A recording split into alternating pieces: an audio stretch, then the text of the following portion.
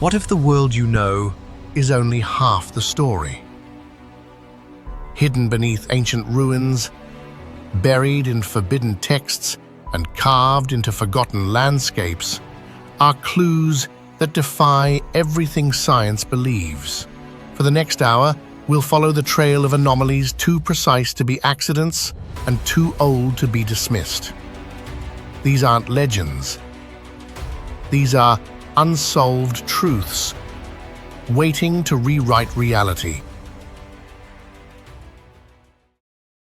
Could there truly have been a place on Earth where people never aged, lived in eternal sunlight, free from war and disease, and that place lay in the frozen north, far beyond the reach of any ancient map? A land where the god Apollo was said to return each year to rest, and which was believed to be the original homeland of a race of superhuman beings, masters of wisdom, power, and virtue beyond our age. Within the vast treasury of Greek mythology, alongside familiar names like Atlantis, Lemuria, or Shambhala, there lies another legend, lesser known, yet equally strange and controversial: Hyperborea. Mentioned by historians like Herodotus, poets like Pindar, and scattered throughout countless ancient records, Hyperborea was not just a myth. It was an echo of a lost civilization, perhaps older than any that history has ever recorded. But what truly sets Hyperborea apart is not its uncertain geography or idyllic climate, but rather its inhabitants, the Hyperboreans, a mythical race considered by some to be the archetypal ancestors of modern humanity, beings endowed with strength, intelligence, and spiritual depth far beyond our understanding. Who were they? Did they once truly exist?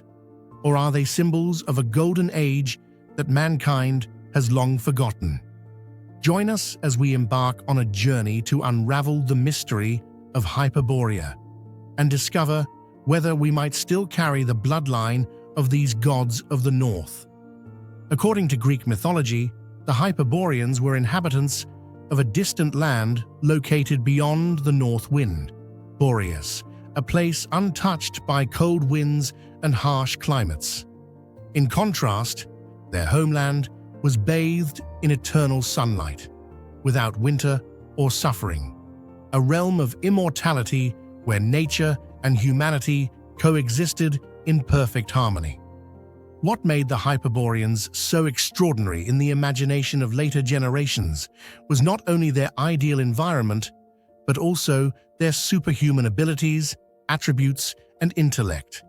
They were described as tall, strong-bodied, with radiant white skin like light, perfect health, no illness, and lifespans stretching into thousands of years, free from greed and war, living in natural order and elevated morality, able to communicate with the gods, especially with Apollo, the god of light, art, and truth.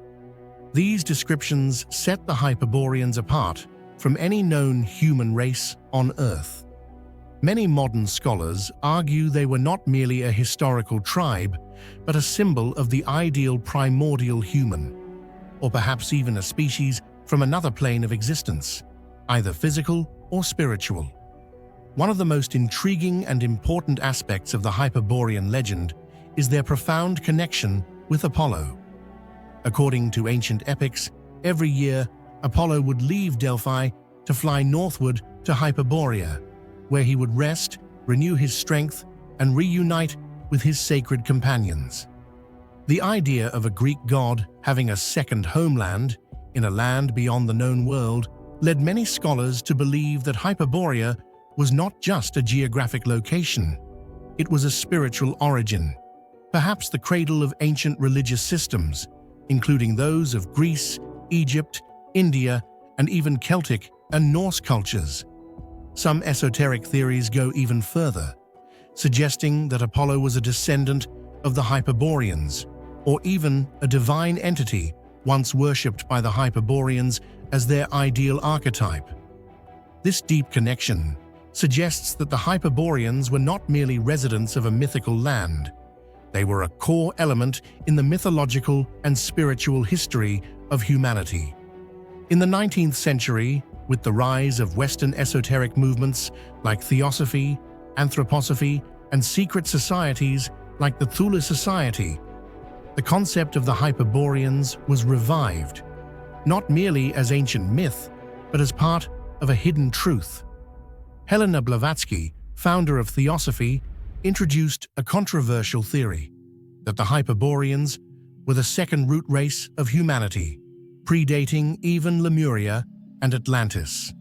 They allegedly lived in the Arctic region during a time when Earth's axis had not yet tilted, and the climate there was temperate and lush. Blavatsky described the Hyperboreans as telepathic beings who didn't need spoken language to communicate, not reliant on physical food, instead absorbing solar and stellar energy, not divided by gender like modern humans, more like beings of energy and light. The first race to use willpower to shape reality and command the material world. According to these theories, after the collapse of Hyperborea, whether due to Earth's axial shift or a cosmic catastrophe, the Hyperboreans didn't disappear completely. Instead, they reincarnated into other races, leaving a genetic and spiritual imprint, migrated southward, becoming the civilizing gods of Egyptian, Greek, Celtic, and Aryan mythologies, or simply withdrew from the physical realm, leaving behind legends and subconscious memories within humanity. If what Theosophy and other esoteric theories claim is true, that the Hyperboreans were an original root race with spiritual power and supernatural abilities, then what do you think caused them to vanish from our world? Did they truly disappear, or are they simply waiting for the right moment to return? Share your thoughts in the comments below. What's truly fascinating is that Hyperborean-like beings are not exclusive to Greek mythology. Descriptions of long-lived, strong, wise beings residing in the far north appear in many other cultures. In Norse mythology, there is Midgard, the human realm, surrounded by Jotunheim, the land of frost giants, powerful ancient beings with immense knowledge. In Hindu traditions, there are the rishis, immortal sages who live in the Himalayas, in places where light never fades. In Tibetan Buddhism, there is Shambhala, a hidden kingdom where enlightened masters live in harmony, awaiting a time to return and guide humanity through darkness.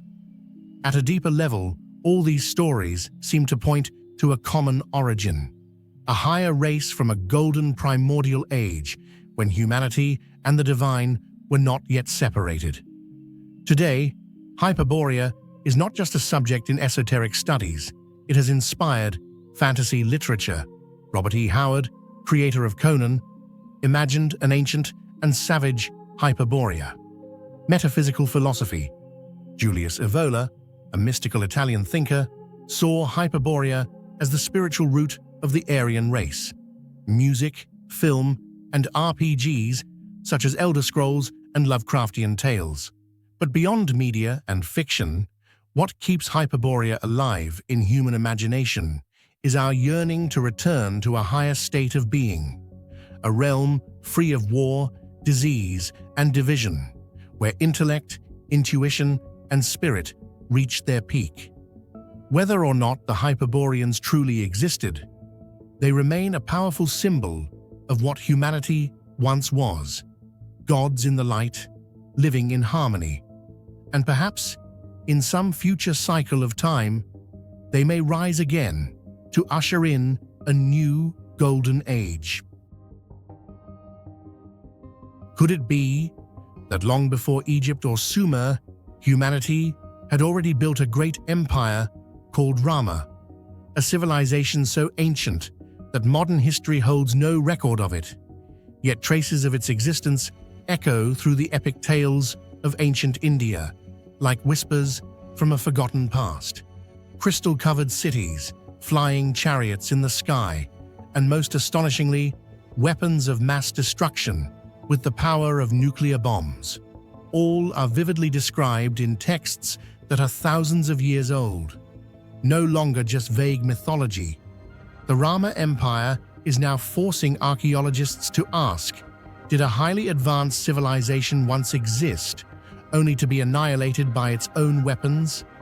Let us follow the cracks in history, where modern science and ancient myth may in fact be telling the same story. Ancient records of the Rama Empire appear in the two greatest epics of ancient India, Ramayana and Mahabharata. In these texts, Rama is depicted as a powerful civilization with the magnificent capital city of Ayodhya, a perfectly planned metropolis, adorned with crystal-like palaces, wide roads, and a well-organized, prosperous society. However, what astonishes modern researchers is not its sophisticated social system, but the vivid descriptions of fierce battles between Rama and opposing forces. These wars go beyond mere mythology, featuring extraordinary weapons far beyond conventional understanding, hinting at an extremely advanced level of military technology. Many believe these may represent the faded memories of a lost prehistoric civilization. One of the most controversial details in the Mahabharata epic is the description of Brahmastra, the ultimate weapon of the gods. When activated, Brahmastra produced a blinding light brighter than 1,000 suns, followed by a mushroom-shaped cloud rising into the sky, scorching winds sweeping across the desert, boiling rivers and lakes, and all living creatures perishing in flames. Remarkably, those exposed to it experienced hair and fingernail loss, phenomena strikingly similar to the effects of modern nuclear weapons. Many scholars argue this cannot be dismissed as mere poetic metaphor, but may instead be a mythologized memory of a real weapon, one with devastating power far ahead of its time, akin to an ancient atomic bomb.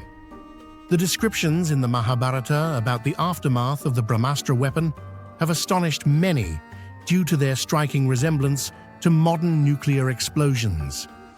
Blinding flashes, scorching heat, toxic winds, and symptoms like hair loss and burned skin, all are clear indicators of radiation exposure, something humanity only witnessed after the disasters of Hiroshima and Nagasaki in 1945. Yet, the Mahabharata recorded these details thousands of years earlier, prompting researchers to ask, could this be more than literary fiction? Might it be a faded memory of a prehistoric global catastrophe preserved in the form of myth? Not limited to Brahmastra, the Mahabharata continues to puzzle modern scientists by describing various weapons with strange capabilities, far beyond the technological level humanity is only beginning to explore today. Most notably, some weapons are said to target only living beings without damaging the land or vegetation, a feat nearly impossible without advanced biological recognition systems or directed energy weapons. Additionally, certain weapons are described as having the ability to alter weather, trigger earthquakes, or darken the skies in broad daylight. These details have led to the theory that the Mahabharata is not merely a literary epic, but a distorted memory of high technology that once existed in a prehistoric civilization. Today, as modern science begins to explore weather modification, EMP, electromagnetic pulse, weapons, and focused energy beams, the descriptions in this ancient text become even more thought-provoking. Could we merely be retracing the steps of those who came before us and lost everything? What troubles scholars the most is this question: how could ancient people have such precise knowledge of phenomena that only appeared in the modern era? Were the descriptions of blinding light, scorching winds, and hair loss merely literary symbols, or encoded memories of a real catastrophe? Many researchers believe that the level of detail and consistency found in the Indian epics goes far beyond ordinary imagination, as if the writers had actually witnessed these events and were trying to record what they saw. It is this striking accuracy that has given growing credibility to the theory of a vanished, highly advanced civilization. If what's written in the Mahabharata is not merely religious symbolism, but a memory of an actual catastrophe, would that change how we view humanity's ancient past? Could ancient humans have once developed technology advanced enough to destroy themselves? What do you think? Are the descriptions in India's epics pure imagination or a warning from a long-buried civilization? Share your thoughts in the comments below. In the region of Rajasthan, India, archaeologists discovered an area with abnormally high background radiation levels, despite it being far from any nuclear power plant, weapons testing site, or known modern source of contamination. Measurements revealed radiation levels comparable to those found in areas affected by atomic bombings, such as Hiroshima, after World War II. Strangely, no clear scientific explanation has been provided for this phenomenon. The existence of this radioactive zone in the heart of India, alongside descriptions in the Mahabharata of explosions with nuclear-like destructive power, has led many to believe that a massive explosion may indeed have occurred in ancient times, possibly the remnant of a high-tech war now buried by time.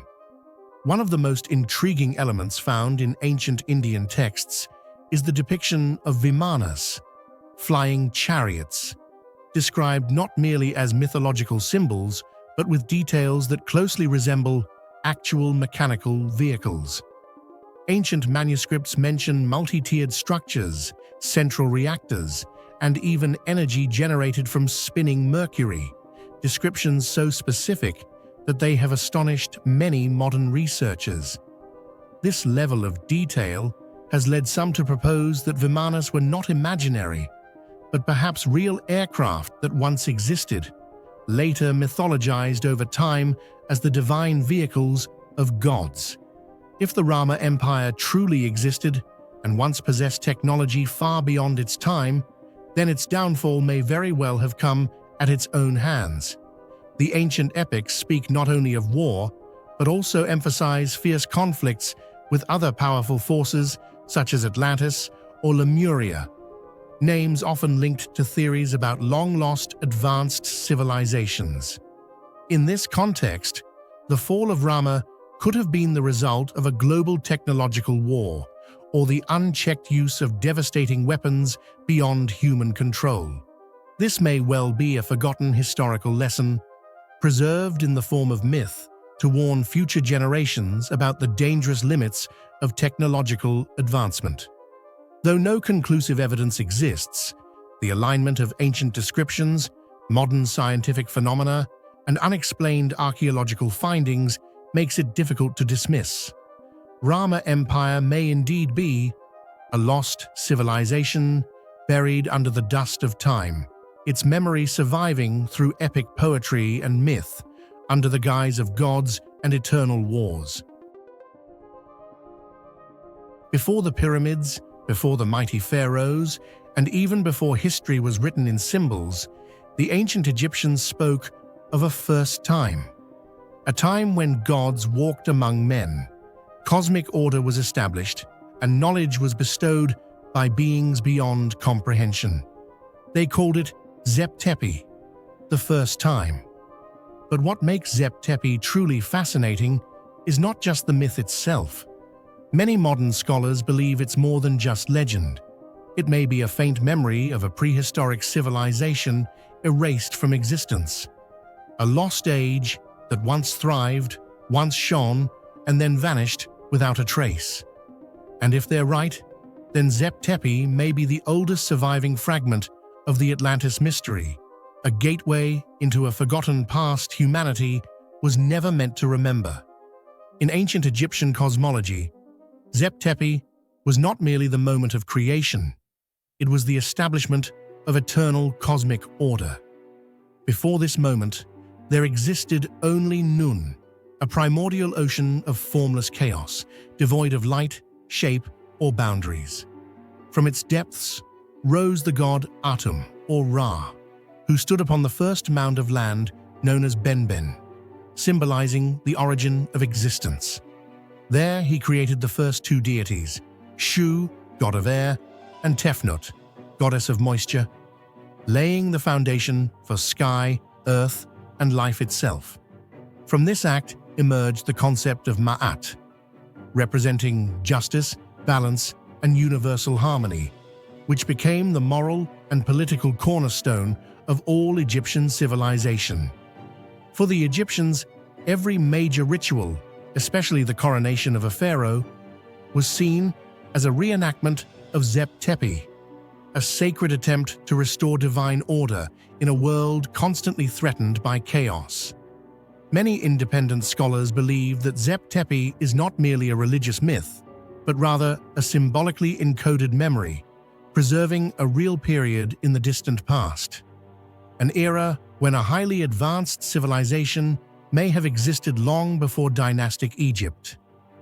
In this interpretation, the gods mentioned in the myths were not entirely supernatural beings, but metaphors for actual historical figures who played a guiding role in shaping early human civilization. The gods of Zep Tepi, in this view, could have been beings or individuals possessing knowledge far beyond their time, mastering technology, astronomy, and cosmic understanding that surpassed the intellectual capacity of humanity at that stage. One of the most fascinating and mysterious intersections between Egyptian mythology and Western tradition lies in the connection between Zep Tepi and Atlantis, two seemingly separate stories that share remarkable similarities. According to Plato, Atlantis was a highly advanced civilization that was destroyed in a single day and night by earthquakes and floods, vanishing without a trace, leaving behind only vague memories preserved in legend. This mirrors the narrative of Zep Tepi, a golden age when gods or supernatural beings ruled the earth, bringing order, knowledge, and peace, only to suddenly disappear. Both tales speak of a catastrophic collapse, with what remains reduced to symbols, myths, and forgotten ruins, as if humanity is subconsciously trying to remember something erased from collective memory. For many alternative scholars, Zep Tepi is the ancient Egyptian way of preserving the memory of a lost civilization, possibly Atlantis under another name. Both Zep Tepi and Atlantis describe a golden age, an era when superior beings ruled the earth, only to suddenly vanish, leaving behind nothing but legends and silent ruins. Could such a striking similarity really be just a coincidence? Do you think Zep Tepi and Atlantis are two different names for the same lost civilization? Share your thoughts in the comments, especially if you believe human history is far more complex than what we've been taught. One of the most controversial yet fascinating theories about Zep Tepi comes from researchers such as Graham Hancock, Robert Bauval, and John Anthony West. They propose that monumental structures like the Great Pyramid of Giza and the Sphinx may be far older than mainstream archaeology suggests, not built around 2500 BCE, but possibly dating back to the end of the Ice Age, 10,000 BCE.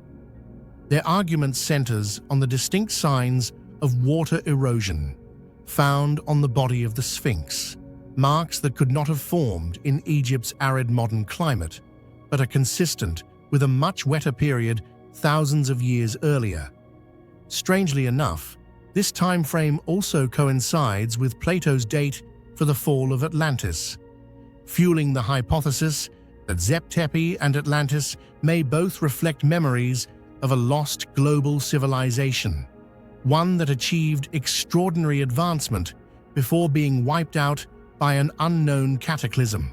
A remarkable detail found in ancient Egyptian texts is the mention of divine kings and their successors known as the Shemsu Hor, meaning followers of Horus. King lists such as the Turin Canon and the Abydos list clearly state that these beings ruled Egypt for tens of thousands of years, long before the beginning of the First Dynasty. This timeline far exceeds what mainstream archaeology accepts and is often dismissed as pure mythology. However, according to some scholars who support the Atlantis hypothesis, these records are not fictional tales but encoded historical memories. They suggest that these divine kings may have been survivors of a global cataclysm, carrying ancient knowledge and rebuilding society in the Nile Valley, laying the foundation for what would become the great civilization of ancient Egypt. One of the most astonishing aspects of Zep Tepi is that it is not unique to Egyptian culture. Many other ancient civilizations also preserved origin myths with remarkably similar structures and messages. The Sumerians spoke of divine kings who ruled before the Great Flood. In India, the Satya Yuga is described as the purest age in the cosmic cycle, where humans lived in complete harmony with nature and spiritual truth. The Maya believed that previous worlds had been destroyed, and the current one is merely a reconstruction. Even the Bible mentions the Nephilim, giant beings of divine descent who lived among humans. All these legends, with their striking parallels in motifs, structure, and symbolism, may represent fragments of a collective global memory, a shared Zep Tepi echoing through time and across cultures. If Zep Tepi truly reflects a civilization that once existed, then that civilization may have possessed knowledge far beyond the capabilities of modern humanity. They may have mastered ultra-advanced construction techniques, astronomical observation and calculation with astonishing precision, and even an understanding of Earth's energy lines, something modern science is only beginning to explore. Furthermore, some theories suggest they had profound insights into the soul, reincarnation cycles, and the multidimensional nature of the universe. This knowledge may have been encoded in pyramids, ancient texts, and religious rituals, hidden within symbolic language that humanity today has yet to fully decipher. This is not merely an archaeological question. It is a challenge to the entire framework of modern scientific understanding. The main reason is the lack of scientifically accepted archaeological evidence. Such structures may be too ancient for radiocarbon dating or may have been destroyed by time. Additionally, theories involving Zep Tepi and Atlantis are often dismissed as pseudoscience or conspiracy. However, the sheer number of independent, yet eerily similar legends around the world continues to challenge the notion that mainstream history has all the answers. Zep Tepi, whether a memory, a myth, or a lost truth, raises a profound question for modern humanity. If that was the first time, then are we now living through another great cycle of civilization? Will the world we build today one day exist only in symbols, myths, and stone ruins? Zep Tepi is not just about the past. It's a reminder of the fragility of historical memory and the cyclical nature of human civilization. Before writing, before the wheel, before the first seed was ever sown. In a seemingly barren region of southeastern Turkey, buried beneath layers of earth for millennia, lies a mystery that has stunned the entire archaeological world. A structure that shouldn't exist, yet undeniably does. Its name is Göbekli Tepe, an ancient stone temple built long before humanity discovered agriculture. This is no ordinary ruin. Göbekli Tepe stands as a direct challenge to everything we thought we knew about human history. Massive stone pillars, each weighing tens of tons, were erected and intricately carved, all during an era when humans were supposedly still living as simple hunter-gatherers. Could it be that we've been entirely wrong about the origins of civilization? Is it possible that belief, religion, and spiritual connection appeared before villages and farming ever existed? Göbekli Tepe is not just a temple, it is the key that unlocks a deeply buried chapter of the human past, a culture that came before civilization itself. Göbekli Tepe has been dated to over 11,000 years ago, around 9,600 BCE, a time when most of humanity was still living as hunter-gatherers, with no written language, no wheel, no domesticated animals, and no agriculture. And yet, under these primitive conditions, they built a massive and complex stone structure, something that later civilizations would take millennia to achieve. It's a paradox that dares to provoke. Why would prehistoric people build such a colossal temple? And more intriguingly, how were they able to move, sculpt, and erect stone blocks weighing tens of tons without any known technology? One of the most astonishing aspects that has made Göbekli Tepe a global sensation is its extraordinary stone architecture, far beyond the capabilities of any known Stone Age society. The site features dozens of circular structures, each arranged with 10 to 12 T-shaped stone pillars, standing up to 5 meters tall and weighing between 10 to 20 tons. Remarkably, these massive stone columns are not crude, but were precisely carved from single blocks of stone, then elaborately decorated with animal figures, abstract symbols, and even strange humanoid shapes. Some of the pillars feature carved human arms wrapping around the stone, creating the appearance of giants turned to stone, a motif completely unprecedented in any previously known prehistoric site. The carvings, lions, foxes, snakes, wild boars, aurochs, deer, are not merely decorative. They may carry deep ritualistic meaning, symbolizing supernatural forces or the spiritual beliefs of that era. Most notably, the architectural layout of these stone circles reflects deliberate planning, possibly aligned with astronomical cycles or the rising sun, indicating a surprisingly advanced understanding of early astronomy. All of this was achieved without wheels, pulleys, or metal tools, making Göbekli Tepe a timeless marvel that challenges all conventional perceptions of prehistoric human capability. If hunter-gatherers were capable of building something this massive and sophisticated, how many other cultures might still be buried beneath the earth, waiting to be discovered? Do you think Göbekli Tepe is a one-of-a-kind mystery, or just the tip of a forgotten civilization? Share your thoughts in the comments below. One of the most shocking discoveries is that there's no evidence of farming, permanent settlements, or cooking activity in the area around Göbekli Tepe. This strongly suggests that the people who built it did not live there, but instead traveled to the site for rituals, religious gatherings, or communal ceremonies. This flips our understanding of civilization upside down.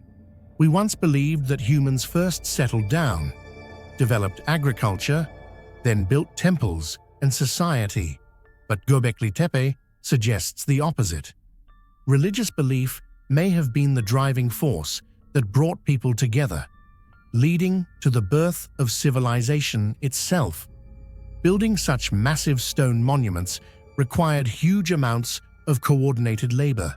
This implies the existence of a highly organized society with division of labor, leadership, and specialized skills in stone carving, all of which likely emerged before villages and farms. Could Göbekli Tepe have been a gathering point for multiple ancient tribes, a place where they came together to worship and unify spiritually? If so, the site may have been a kind of United Nations of the Stone Age, where culture, belief, and early human identity were first forged. Nearly all of Göbekli Tepe's pillars are covered in vivid animal carvings: foxes, snakes, birds, and unidentifiable creatures. This wasn't artistic whim. Many researchers believe each animal symbolized a spiritual force, a deity, or a concept related to life, death, and the cosmos. One popular theory suggests that the stone circles functioned as ritual arenas where souls, nature, and gods converged. Others speculate that the animal symbols reflect astronomical meanings, representing constellations, much like Babylonian or Egyptian mythology that appeared thousands of years later. If that's true, Göbekli Tepe could be the birthplace of astrology and organized religion. One of the most mysterious aspects of Göbekli Tepe is not how it was built, but why it was deliberately buried by the very people who created it. After more than 1,000 years of use, all of its stone circles were carefully filled in with earth and rubble, not due to natural disasters, war, or structural collapse. There are no signs of destruction or abandonment. Everything points to a ceremonial act, as if they wanted to seal off a sacred space.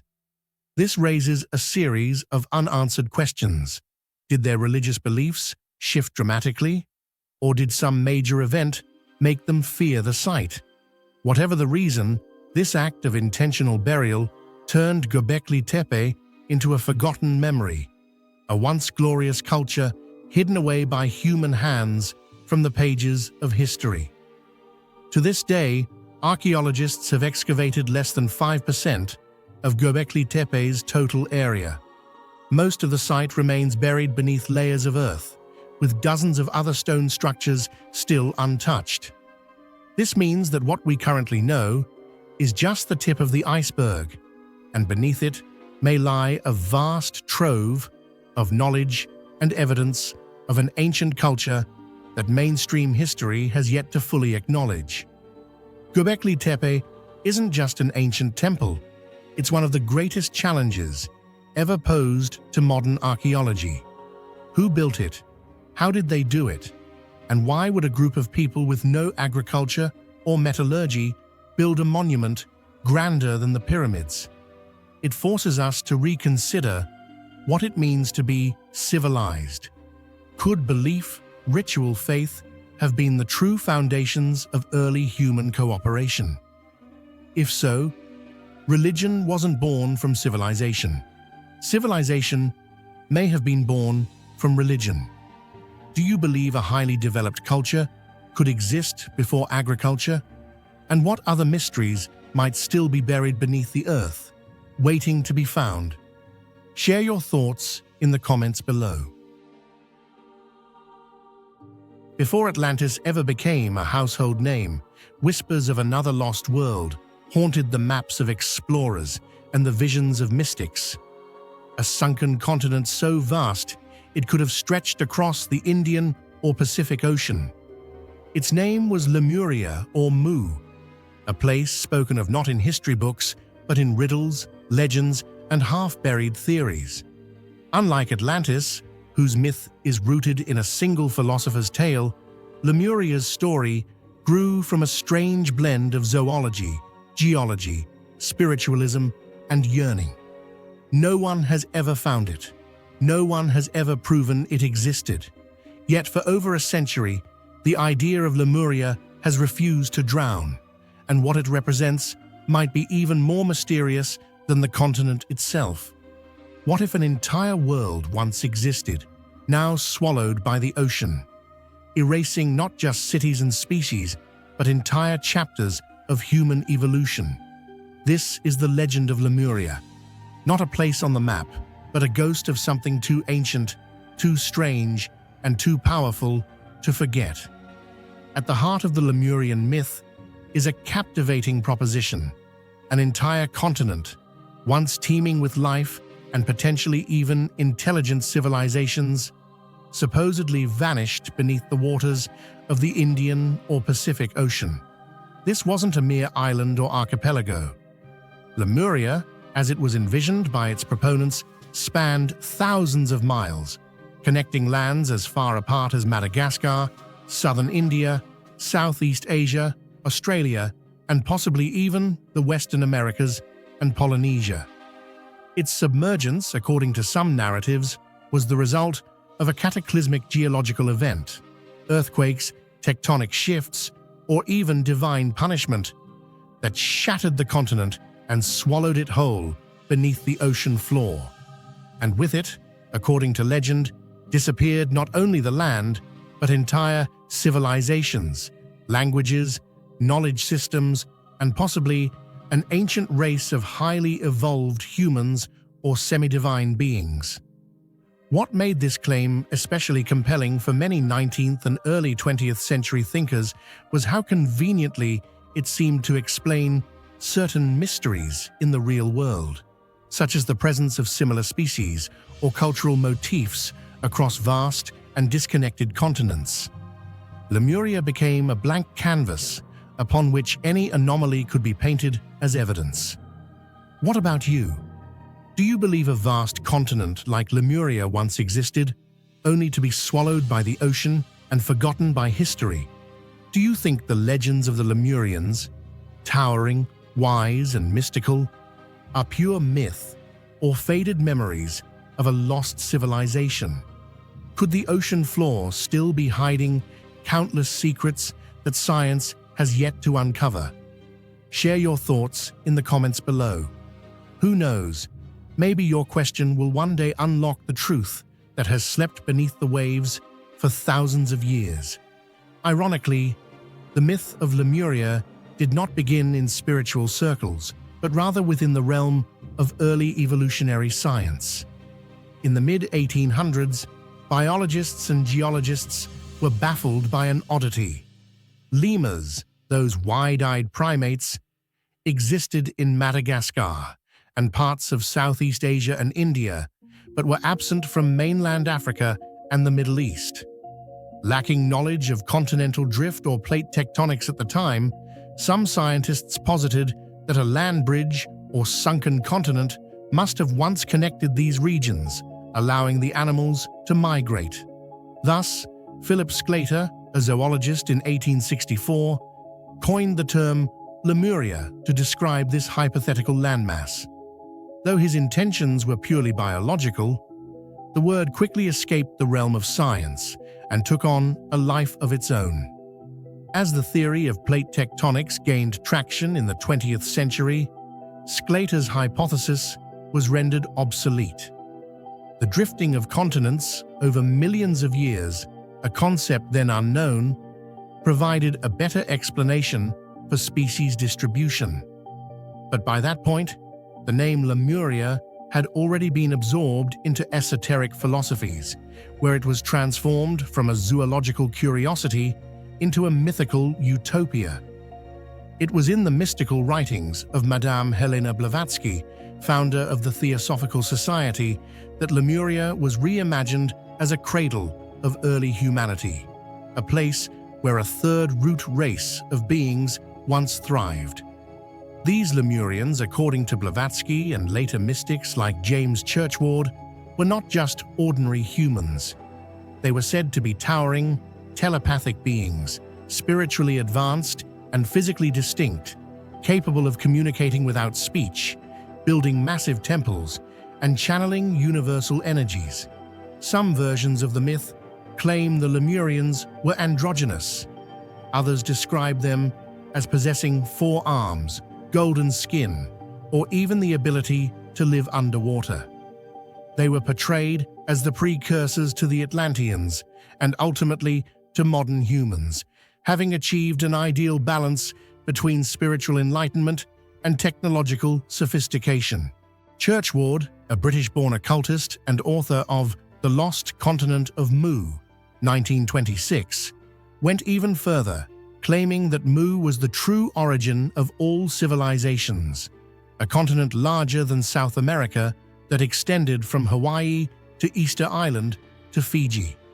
He argued that Mu was the motherland of mankind, destroyed 12,000 years ago by volcanic upheavals, leaving behind only scattered memories and stone ruins. From a scientific standpoint, there is no credible geological or archaeological evidence to support the existence of Lemuria or Mu. The Earth's crust, oceanic geology, and plate tectonics have been extensively mapped and studied. No lost continent of that magnitude has been detected under the Indian or Pacific Oceans. Modern science has explained the biological anomalies that first gave rise to Lemuria through continental drift and genetic migration patterns. Despite this, belief in Lemuria persists, especially in New Age circles. Some claim to receive telepathic transmissions from Lemurian spirits, or believe that Mount Shasta in California houses a secret, inner-earth Lemurian city called Telos. Crystal healing, energy work, and spiritual ascension movements often include references to Lemurian crystals, said to contain ancient wisdom encoded in light. Lemuria has taken on a symbolic role in modern media. It appears in science fiction novels and films, anime and manga video games, such as Final Fantasy and Assassin's Creed, even alternative history documentaries. Why does Lemuria endure? Perhaps because it taps into a universal longing, the idea that there was once a pure and enlightened world before the corruption of modern civilization. A lost Eden, a forgotten wisdom, a world destroyed, not necessarily by natural forces alone, but by human arrogance, spiritual decay, or cosmic balance. It also offers a kind of mythic reset button. If Lemuria existed once, maybe it could exist again, or maybe, somewhere deep beneath the ocean, a fragment of its truth still waits to be uncovered. In the end, Lemuria is not just a legend of a sunken continent. It is a reflection of our deepest questions. What came before us? Have entire civilizations risen and fallen beyond the reach of our memory? Can history be completely erased by nature's fury? While science may dismiss Lemuria as a flawed 19th century theory wrapped in fantasy, its enduring appeal lies in its ambiguity. It sits between myth and misinterpretation, between wonder and wishful thinking. And perhaps that's why it survives, because not knowing keeps the legend alive. Buried deep within ancient scrolls lies a story so forbidden it was erased from history and from the Bible itself. A tale of divine beings who defied heaven, shared forbidden knowledge, and built a secret civilization on Earth, one far more advanced than anything mankind had ever seen. They were called the Watchers, celestial guardians sent to observe, not interfere. But they broke the rules.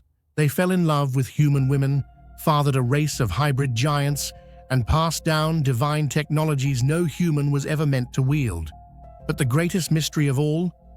They didn't just mingle with mankind, they built a parallel world, a hidden civilization that rose beside us, then vanished without a trace. Why was it destroyed? Who erased it from memory? And what fragments of it still remain, hidden in plain sight? This is the forgotten legacy of the Watchers. Hidden behind the veil of time and scriptures excluded by mainstream religion lies a bold yet captivating hypothesis that alongside human history, there once existed a parallel civilization, not built with bricks and stone, but forged from forbidden knowledge bestowed by supernatural beings known as the Watchers. These fallen angels, originally from the heavens, did more than just observe. They secretly passed down knowledge far beyond the understanding of their time. Astronomy at a cosmic scale, advanced medical science, intricate metallurgy, ancient spiritual rituals, and a symbolic language system capable of resonating with the very structure of the universe. This was not mere enlightenment. It was a transfer of wisdom between two realms of existence, the divine and the human. Imagine a culture where star charts mapped galaxies invisible to the human eye, where alloys were smelted using techniques still beyond the reach of modern science, where surgical procedures were performed with a precision modern medicine can only dream of, and where writing itself was not just communication, but a key to unlocking levels of cosmic consciousness. These descriptions don't come from a single civilization. They appear repeatedly from Mesopotamia and Egypt to Sumer and the pre-Columbian Americas. All of them tell of sky gods, beings who descended to enlighten humanity. So, the question remains, are these mere coincidences of mythology or fragments of a collective memory of a civilization that once truly existed, then was buried because it was never meant to survive? So if the Watcher civilizations truly once existed, what caused them to be wiped from human history? Are we living atop the ashes of a forgotten super-civilization? Or is it all just mythology born from fear and hope? What do you think about the civilization of the Watchers? A hidden truth erased from history? A spiritual symbol that evolved into religion? Or ancient imagination taken too far? Share your thoughts in the comments below. Your theories might help uncover more missing pieces of humanity's forgotten past. According to the Book of Enoch, the civilization of the Watchers did not exist openly among humanity. It was deliberately concealed, as if the human world was never meant to know it existed. They hid atop treacherous mountain peaks, in remote valleys, or deep within the earth, places no one dared to reach. Some modern scholars even speculate that this civilization might have existed in an interdimensional form, separated from physical reality, much like modern theories of multiverses and extraterrestrial beings. It was not only advanced in terms of technology, but also sacred and intentionally isolated, designed as a mirror image of heavenly architecture, kept far from earthly corruption. Temples aligned with star constellations, libraries containing cosmic knowledge, and schools that educated both humans and their hybrid Nephilim offspring. These were not built for sharing, but for protecting knowledge from misuse. And that is what made the civilization so dangerous, because what they held was not merely information, but technology infused with divine will.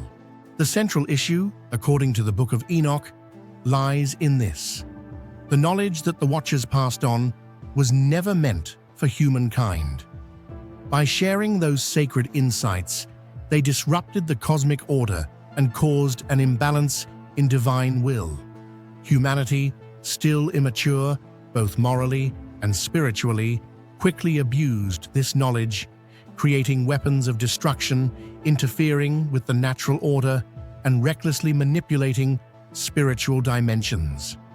Worse still, the offspring of the Watchers, the giant beings known as Nephilim, gradually became violent rulers, spreading terror, destruction, and chaos across the earth. The planet seemed to groan beneath the weight and tyranny of their presence. And then came the divine judgment. The Watchers were condemned to be imprisoned in the depths of the earth for 70 generations, awaiting their final reckoning.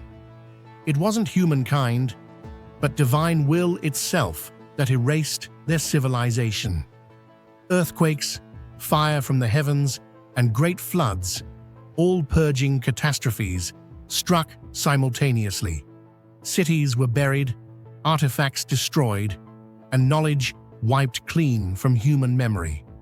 The Great Flood mentioned in Genesis may not have been a mere natural event, but rather a deliberate reset, designed to eliminate the forbidden bloodlines and extinguish civilizations that were never meant to exist.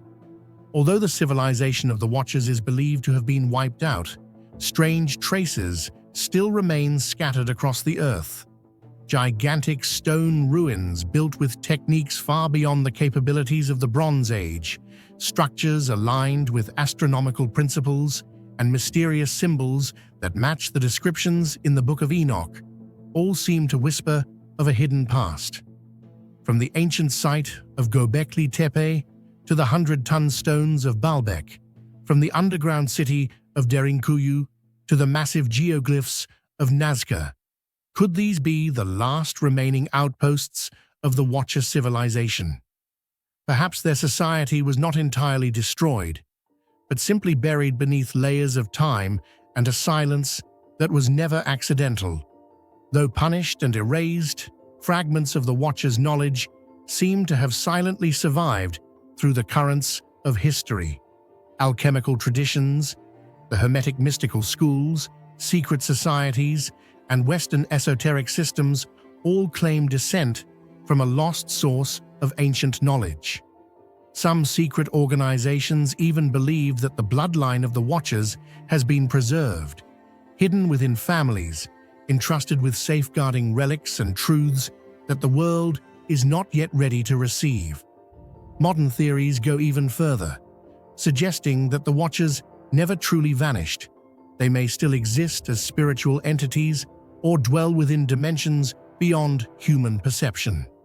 Some believe that if humanity once again seeks the forbidden fruit of knowledge, their civilization could be reborn and the ancient mistake repeated.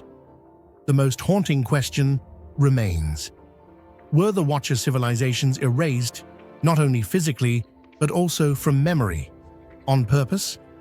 Religious councils omitted Enoch from the biblical canon. Ancient sites were destroyed, repurposed, or dismissed as myth. Theological authorities label these stories heretical. It seems as though something, or someone, wants the world to forget. Yet Enoch's words remain. They speak not just of a lost society, but of a warning. When beings of divine origin break sacred laws to uplift mortals, the consequences ripple through time. And if their civilization could fall, so could ours, if we walk the same path of hubris, arrogance, and forbidden knowledge.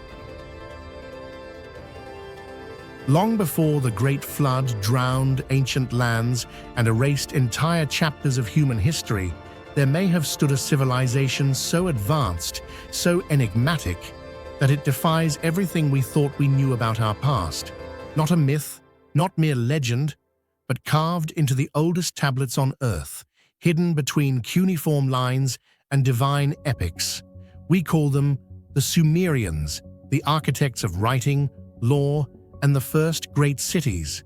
But buried deeper still is a darker, more mysterious version, the antediluvian Sumerians. Said to have reigned in an age before history officially began, they possessed astronomical knowledge, rivaling modern science, societal structures that appeared fully formed, and technologies that have no place in the ancient world. Were they the first or the last remnants of something even older? Among the most mystifying Sumerian texts is the Sumerian King List, a cuneiform tablet inscribed in the city of Nippur. This record doesn't merely list rulers and dynasties, it does the unthinkable. It claims that before a catastrophic flood swept over the earth, 8 kings ruled for a combined total of 241,200 years. One ruler, Alulim of Eridu, allegedly reigned for 28,800 years. These aren't symbolic numbers. They're listed with precision, followed by the phrase, "Then the flood swept over." Mainstream historians interpret these timelines as myth or numerical exaggeration. Yet the structured way in which they are presented, not as poetry, but as royal chronology, invites deeper scrutiny. Were these kings truly human, or something else entirely? And if not myth, could this list be a distorted memory of a pre-cataclysmic civilization, advanced and now lost? But what if these numbers weren't symbolic at all? What if the Sumerian king list isn't a myth, but a distorted memory of something real? Do you believe it's possible that a civilization ruled for over 200,000 years before the Great Flood? Or are we simply misinterpreting ancient records with modern eyes? Let us know what you think in the comments below. We're curious to hear your theory. Here lies the core mystery of the antediluvian Sumerians, even if we accept that the post-flood Sumerians flourished around 3000 BCE. The sudden explosion of their technological and cultural sophistication defies expectations. Their invention of cuneiform writing seems to appear fully formed, not gradually evolved. Their cities, like Uruk and Eridu, had complex administrative buildings, ziggurats, step temples, sewer systems, irrigation canals, and marketplaces, all emerging as if from an invisible precursor. But even more startling is their astronomical knowledge. The Sumerians tracked planetary movements and calculated the length of a year with astonishing accuracy, 360 days adjusted by intercalary months. They divided the sky into 12 constellations, laying the foundation for the zodiac system still used today. They described the moon's phases, eclipses, and even had a concept of celestial cycles spanning thousands of years. Some tablets refer to celestial bodies that couldn't have been visible to the naked eye, including what later would be interpreted as references to Uranus and Neptune, long before the invention of telescopes. Where did this knowledge come from? Sumerian myth attributes much of this advanced knowledge to the Anunnaki, divine beings from the heavens who descended to Earth. Far from being abstract gods, the Anunnaki are described in practical and organizational terms. They built cities, divided labor, taught humans agriculture, medicine, metallurgy, and astronomy. The term Anunnaki literally means those who came down from heaven. They were said to dwell in Duku, the holy mound, and held council there to determine the fate of humanity. Their leader, Enki, is credited with creating mankind, not through divine magic, but through an act of engineering, mixing clay with the essence of the gods, which some interpret as biological manipulation or genetic engineering. Is it coincidence that these myths describe a sudden creation of humanity followed by the immediate appearance of farming, cities, and writing? Or do they encode a collective memory of intervention, either by forgotten Earth-based ancestors or, as ancient astronaut theorists claim, extraterrestrial beings? Consider the context of surrounding civilizations. Before the rise of Sumer, the region should have been mostly tribal, nomadic, and technologically simple. Yet out of nowhere, massive temple complexes, legal codes, financial records, and even mathematical tables appear on clay tablets.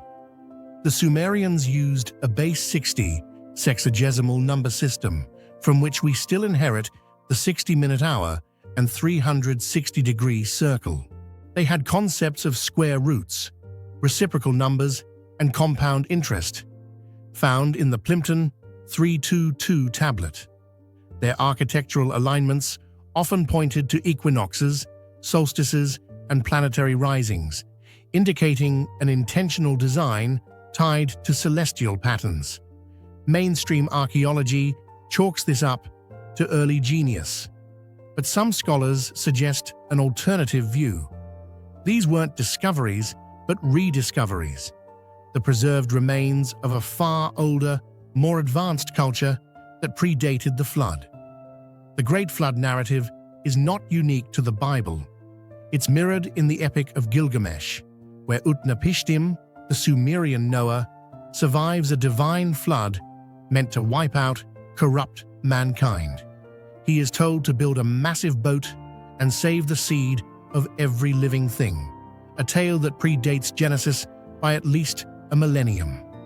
In Sumerian tradition, this flood divides two epochs, before and after the gods walked with man. Before the flood, knowledge was abundant, life was long, and the divine council ruled the earth. Afterward, humans were left with fragments, struggling to rebuild. This has led many to ask, was the flood a mythologized memory of a cataclysmic reset? Could it be that antediluvian Sumerians once flourished with technological knowledge only to be erased, leaving behind cryptic traces in ziggurats, star maps, and divine myths? There are physical anomalies that deepen the mystery. Baghdad Battery, a 2,000-year-old artifact believed by some to be a primitive electrical device, perhaps a relic of rediscovered technology. Cylinder seals show star-like objects and flying beings, interpreted by some as spaceships or satellites. The notion of ME tablets, divine tablets of destiny containing codes for civilization, is eerily similar to today's ideas of encoded knowledge, digital storage, or even DNA. Even now, many cuneiform tablets remain undeciphered in museum basements. What lost technologies or forgotten histories still lie hidden in them?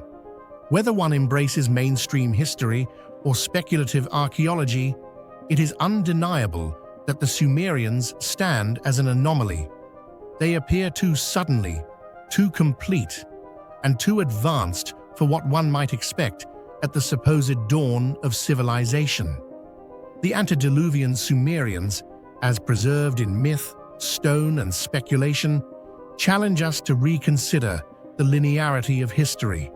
Perhaps, just perhaps, civilization is not a one-time miracle, but a cyclical phenomenon, rising and falling like the rivers of Mesopotamia.